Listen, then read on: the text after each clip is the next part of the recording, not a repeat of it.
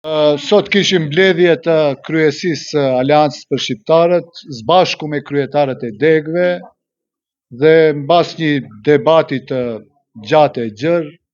sollëm vendim që Aleanca për Shqiptarët të shkon në opozit. Aleanca për Shqiptarët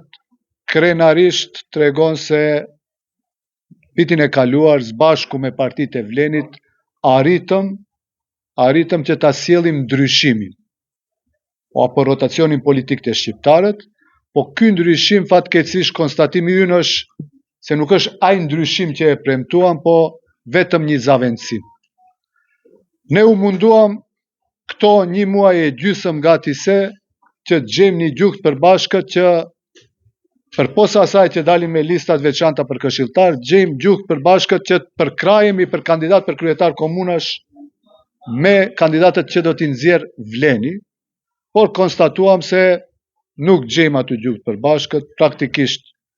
është e pamundshme, është mision i pamundshëm, dhe Aleancës për Shqiptarët kur nuk ka besim të ndërsjellët mes partive të koalicionit me një qeveri, dhe kur ka dyshime e konspiracione, nuk i mbetet gjë, përveç që mos jetë pjesë e atyre dyshimeve dhe konspiracioneve. Thjesht t'u alen rrugën, le ta vazhdojmë punën e tyre. Normalisht, ne i kemi pas plot pakënaqësi gjatë qeverisjes tonë, a kemi qenë edhe ne fajtor, po se po, e pranojmë fajin dhe me një moment i kërkojmë falje qytetarit shqiptar. Ne kemi vendosur të kthehemi te qytetarit,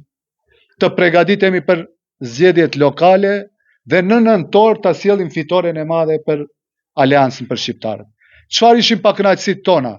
Kryesisht ishin plot gjëra të cilat ishin që bëheshte fjalë për çështjet etnike. Ballanceri u hoq, ne kërkuam ligjin për përfaqësim të drejtë dhe adekuat, na premtoheshte nëntor, dhjetor, janar, shkurt, u bë maji, askund nuk është ligji, ne besojmë dhe shpresojmë, tash do ta triggerojmë mbasi dalin prej qeverie, që dalin Vleni dhe VMRO-ja edhe ta nxjerrin ligjin apo ta votojnë ligj. Ka edhe plot pakënaqësi tjera, të cilët na i thonë qytetarët përditshmërisht, kryesisht bëhet për marginalizimin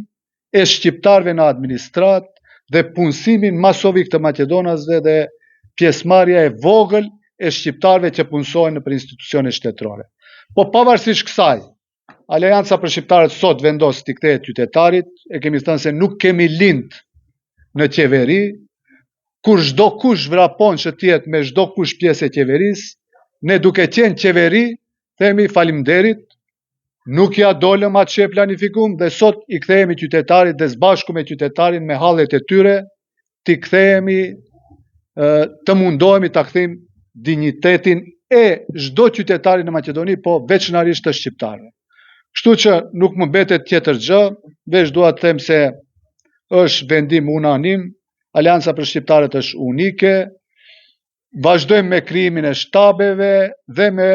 organizimin ton për zgjedhjet lokale që do të bëhen në tetor, ku jam shumë i sigurt se Aleanca për Shqiptarët do të bën rezultat të jashtëzakonshëm si asnjëherë më parë. Faleminderit.